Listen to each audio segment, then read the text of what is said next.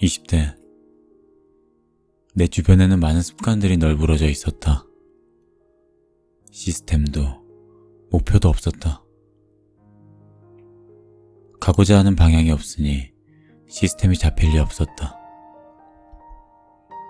직장은 안정적이었고 친구들은 부러워했지만 지금 돌아보면 가장 지옥 같은 시간이었다. 좋은 습관이 자리 잡을 때까지 가장 무게를 주었던 부분은 바로 외로워보는 것이었다. 혼자 지내는 시간을 늘려갔고 주변 사람을 바라보기보다 내 스스로에게 집중하기 위해 끊임없이 노력했던 것 같다. 나는 사실 아직도 모른다. 내가 정말 뭘 원하는지. 그러나 10년을 넘게 명상을 해오며 알게 된 사실이 하나 있다. 내가 어떤 정체성을 가지고 있고 어떤 목적의식을 가지고 살아야 하는지다. 수많은 사람들의 습관을 바라본다. 그리고 타인을 통해 나를 바라보는 거울을 만든다. 나는 누구인가? 나는 왜 사는가? 모든 책은 이런 질문으로 이어지고 우리는 결국 그 질문에 대답할 수 있어야 한다. 오늘 이 책을 통해 당신에게 질문한다. 안녕하세요, 시인입니다. 오늘 읽어볼 책은 제임스 클리어의 아주 작은 습관의 힘입니다. 동작보다는 실행을, 오래 하기보다는 자주 반복하라는 메시지를 전해주는 제임스 클리어의 명작입니다. 20대, 30대 때 어떠셨나요?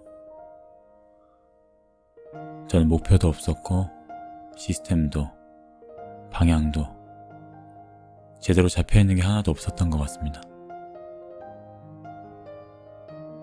이 책을 읽을 때쯤 저는 조금씩 목표를 정하기 시작했고 지금 여러분께 이렇게 읽어드리면서 여러분의 거울을 만들어드리는 시간을 함께 가질 수 있어서 정말 감사하게 생각합니다.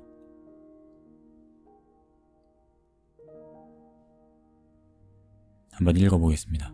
1장. 아주 작은 습관이 만드는 극적인 변화. 습관은 복리로 작용한다.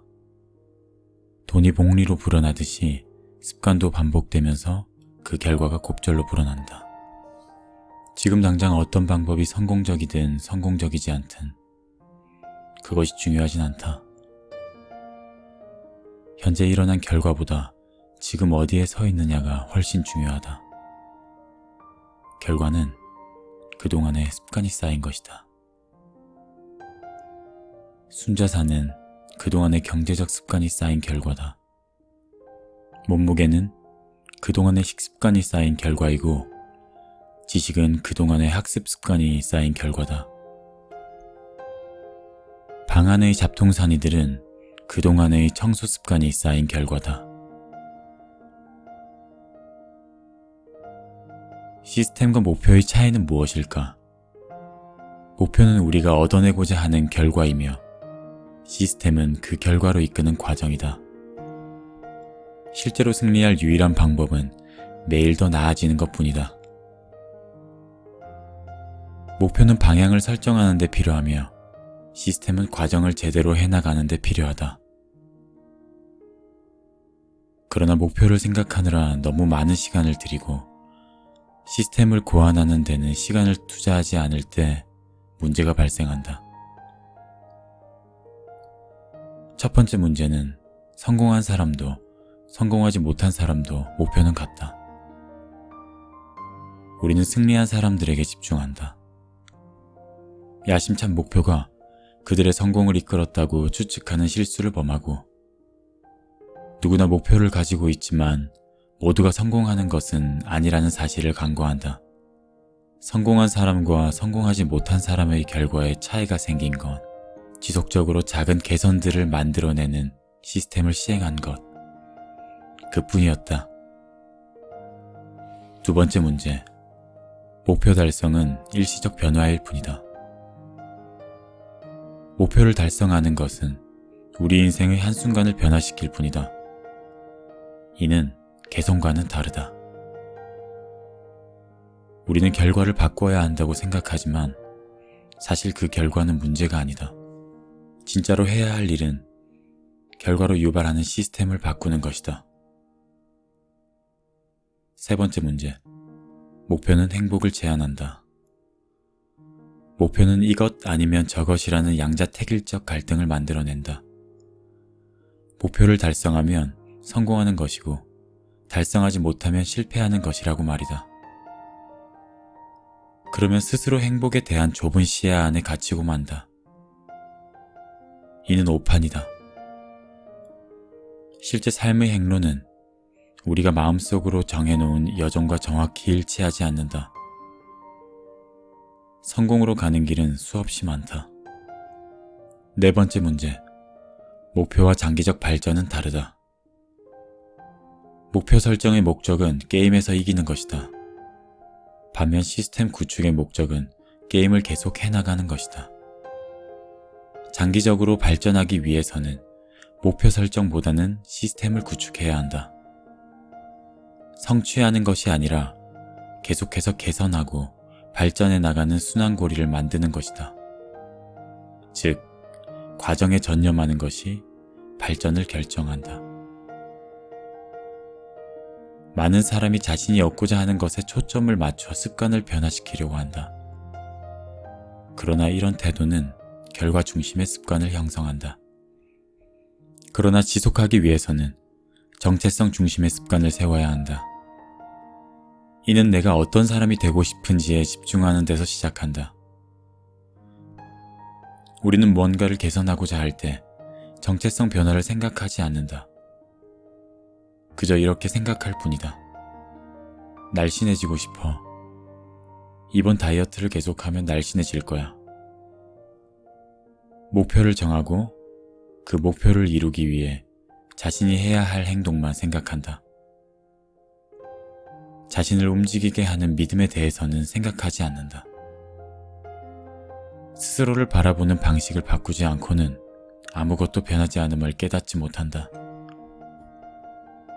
목표는 책을 읽는 것이 아니라 독서가가 되는 것이다. 목표는 마라톤을 하는 것이 아니라 달리기를 하는 사람이 되는 것이다. 목표는 악기를 배우는 것이 아니라 음악을 하는 사람이 되는 것이다.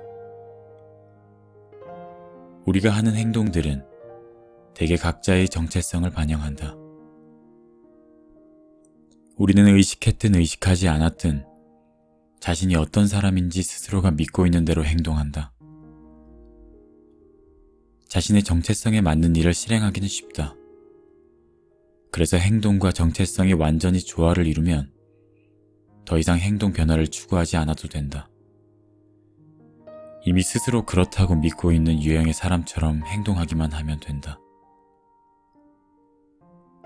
어떤 정체성에 대한 증거가 쌓여갈수록 그 정체성은 더욱 강화된다. 글 쓰는 일을 시작하고 처음 몇 년간 나는 매주 월요일과 목요일에 꼬박꼬박 새로운 글을 올렸다. 증거가 쌓여가자 나는 스스로를 글 쓰는 사람이라고 여기게 되었다. 처음부터 스스로 글 쓰는 사람이라는 생각으로 시작한 일이 아니었다. 습관을 통해 그런 사람이 된 것이다. 중요한 건 결과보다 나 자신이 가지고 있는 가치, 원칙, 정체성이 좀 더 순환돼야 한다는 점이다. 초점은 늘 어떤 사람이 되는 것이어야지 어떤 결과를 얻어내겠다는 데 있으면 안 된다. 당신은 자신이 되고 싶은 사람이 되어가고 있는가? 변화를 위한 첫 번째 걸음은 무엇을 또는 어떻게가 아니라 누구다. 우리는 자신이 어떤 사람이 되고 싶은지 알아야 한다. 2장 첫 번째 법칙. 분명해야 달라진다. 무의식을 의식으로 만들기까지 당신 삶의 방향을 이끄는 것. 우리는 그것을 운명이라고 부른다. 습관을 촉발할 가능성이 있는 신호들은 광범위한 형태로 나타날 수 있다. 하지만 가장 일반적인 두 가지 신호는 시간과 장소다. 실행 의도는 이 두 가지 신호에 반응한다. X라는 상황이 발생하면 Y라는 행동을 하겠다. 우리는 흔히 이렇게 말한다. 난 더 건강하게 먹을 거야. 난 글을 더 많이 쓸 거야. 하지만 결코 언제 어디서 이 습관을 실행할지는 말하지 않는다. 실행에 대해서는 우연에 맡기고 그 일을 하는 걸 기억만 하길 바라거나 제때 맞춰 동기가 솟구치길 바란다. 일반적으로 무엇을 해야 할지 분명하지 않을 때 동기는 결여된다. 행동을 해야 하는 시간과 장소가 늘 분명하지도 않다.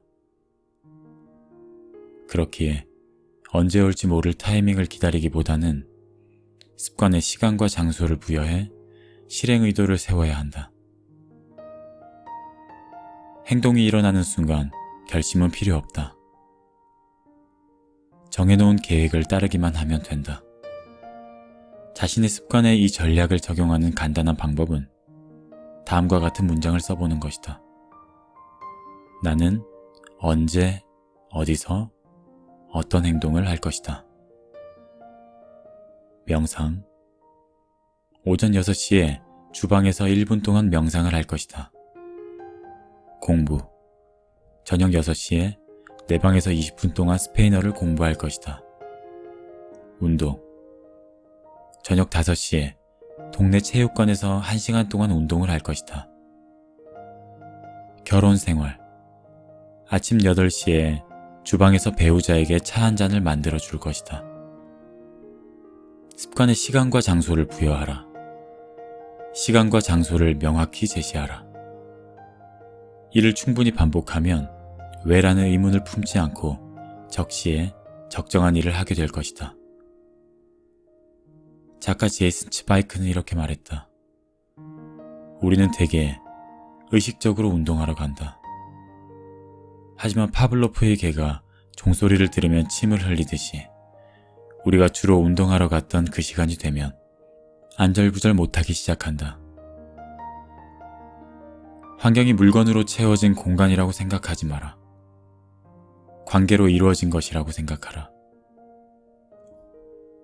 우리가 주변 공간과 어떻게 상호작용하고 있는지의 관점에서 생각하라.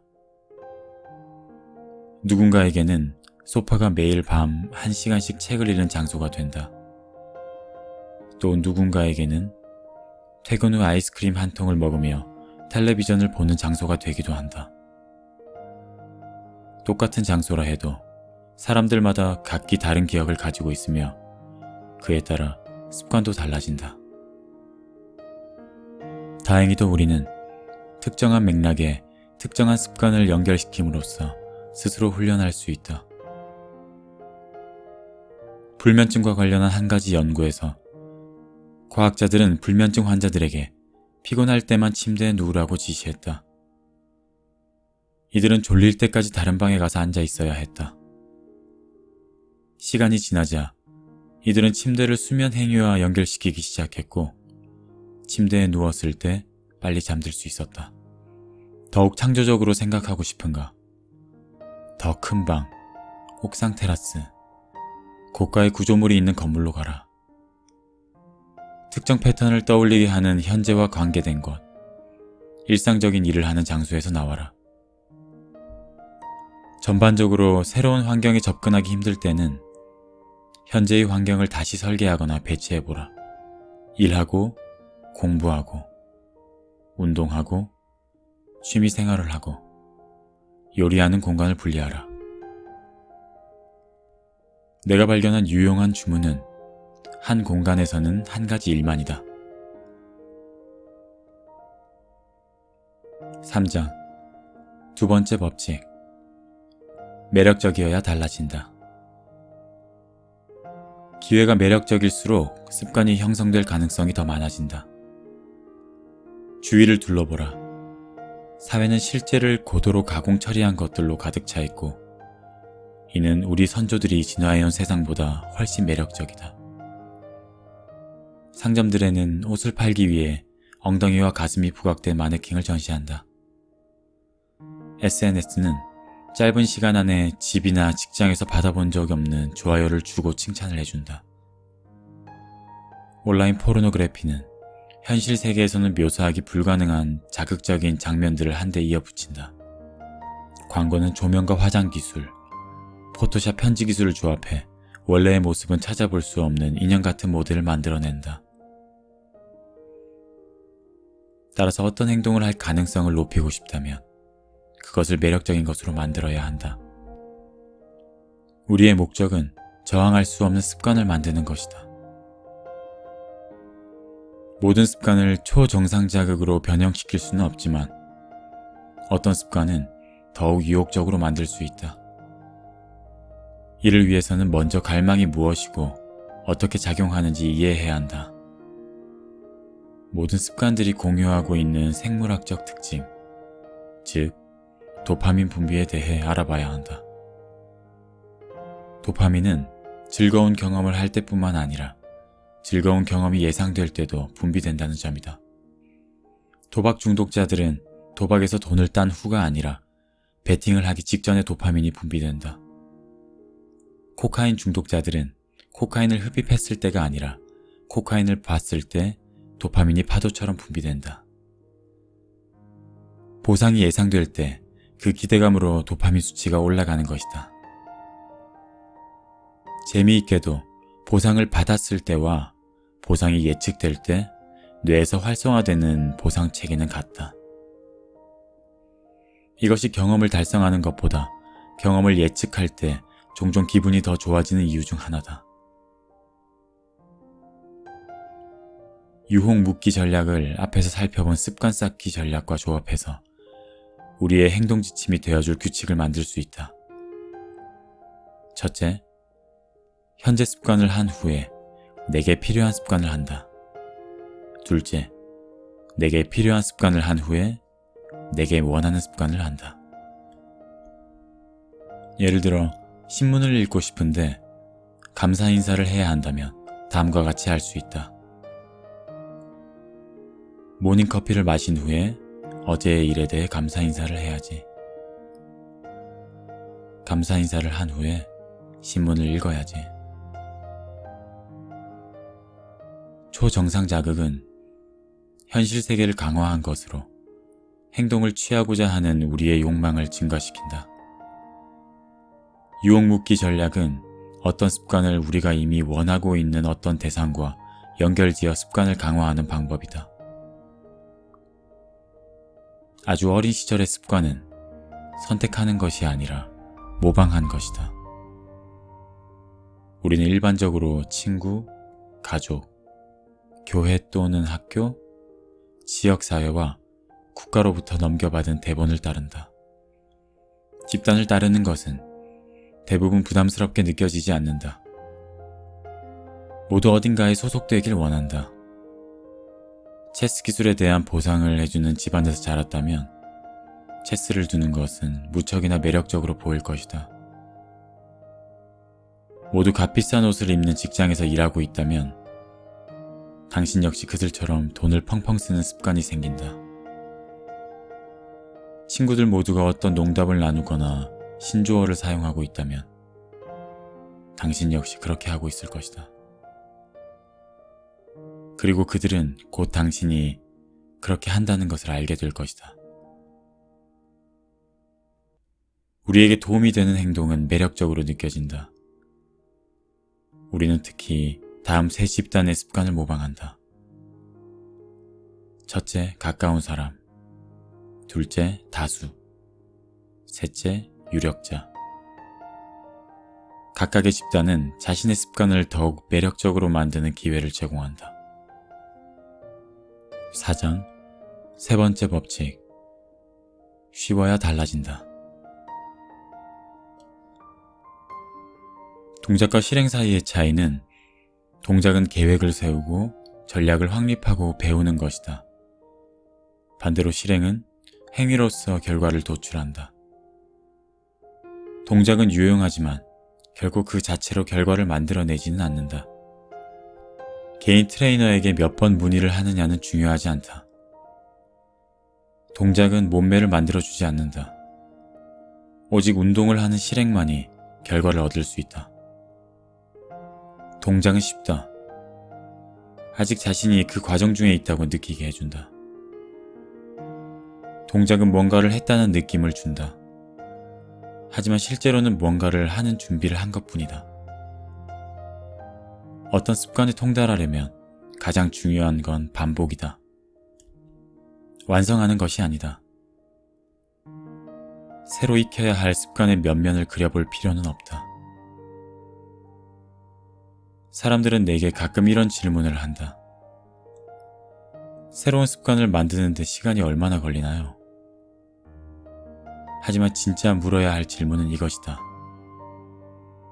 새로운 습관을 만들려면 몇 번이나 그 행동을 해야 할까요?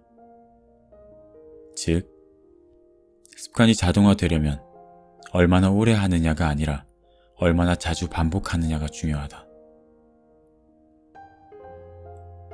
어떤 의미에서 습관이란 우리가 정말로 원하는 것을 얻어내지 못하게 방해하는 장애물일 뿐이다. 습관을 들이기가 어렵기 때문에 반작용이 일어날 가능성이 많다.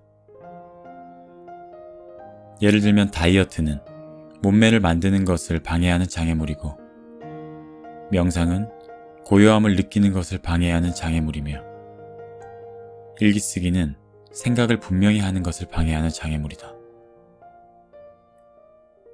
우리는 습관 그 자체를 원하는 것이 아니다. 우리가 정말 원하는 것은 그 습관이 가져다 줄 결과다. 이것이 습관을 쉽게 만들어야 하는 이유다. 좋은 행동들은 더 하기 쉽게, 나쁜 행동들은 하기 어렵게 만드는 환경을 마련해 이런 변화들이 계속 생겨나고 그것들이 누적된 결과를 떠올려보자.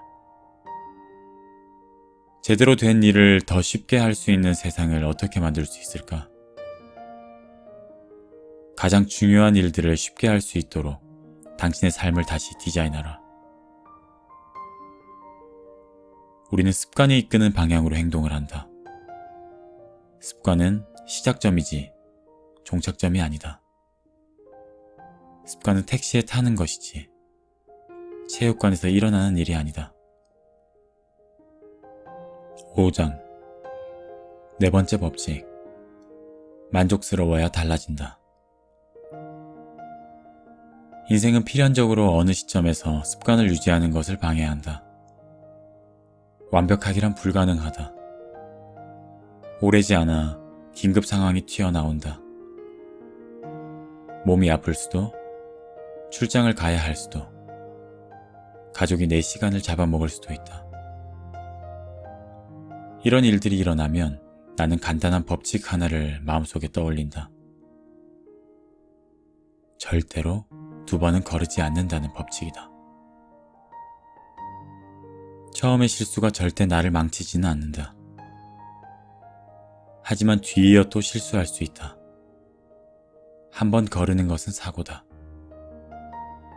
그러나 2번 거르는 것은 새로운 습관의 시작이다.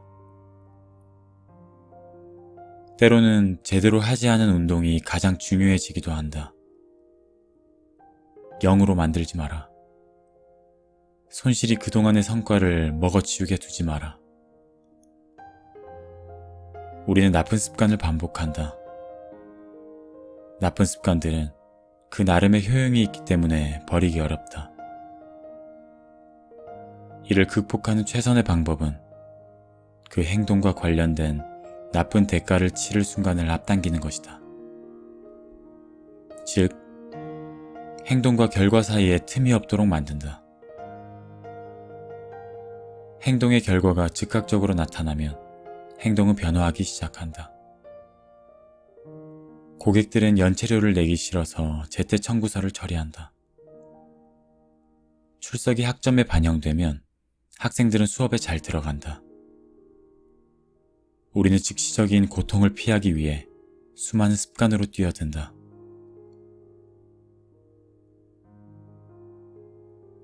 (6장) 최고의 습관은 어떻게 만들어지는가?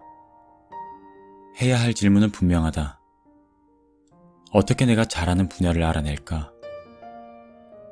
내게 맞는 기회와 습관이 무엇인지 알 수 있을까?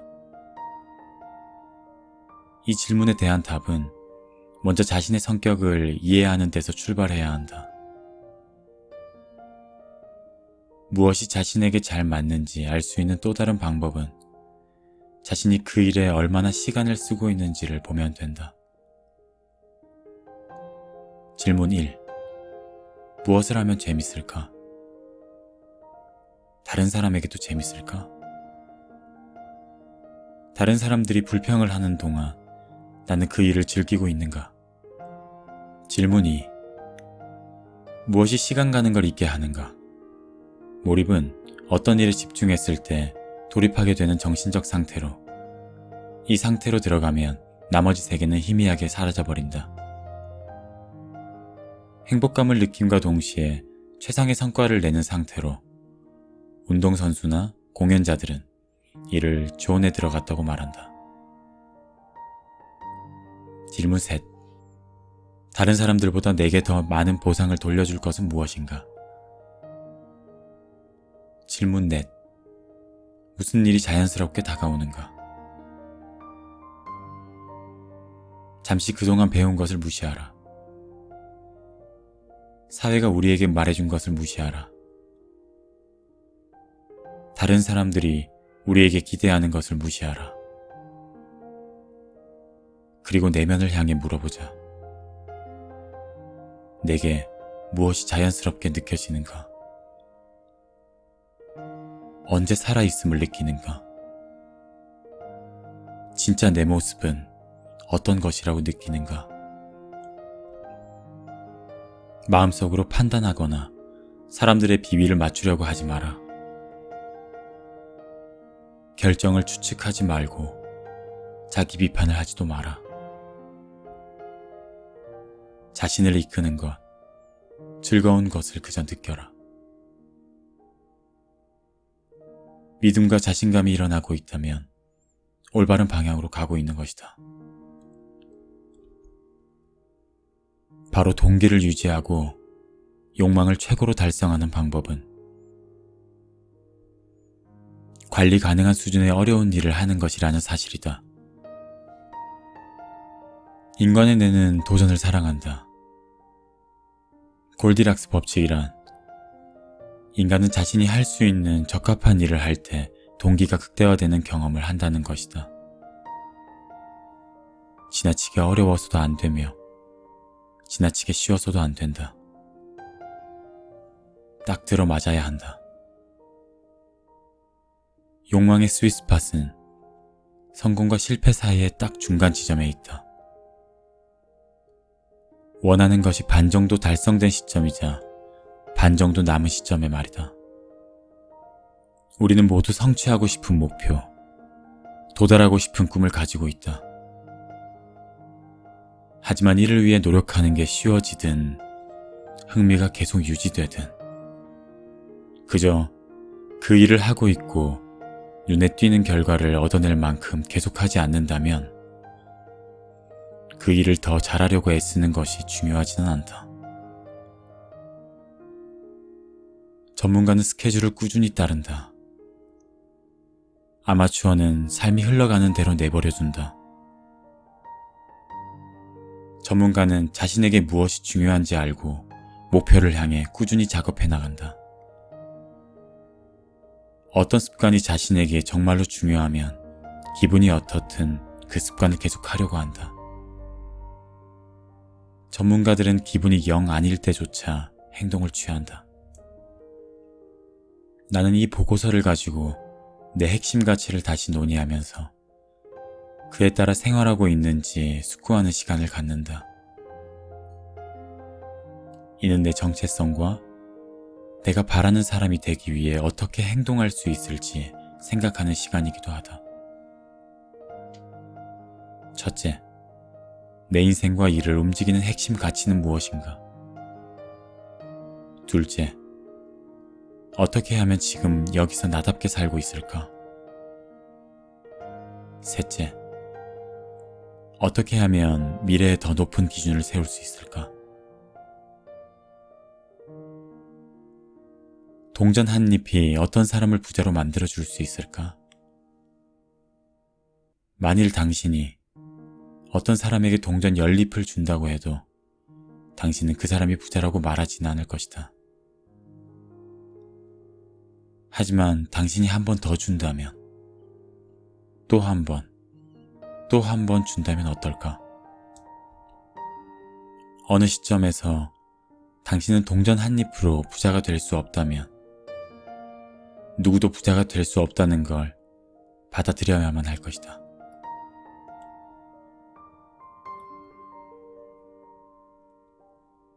오늘 이렇게 아주 작은 습관의 힘을 읽어봤습니다.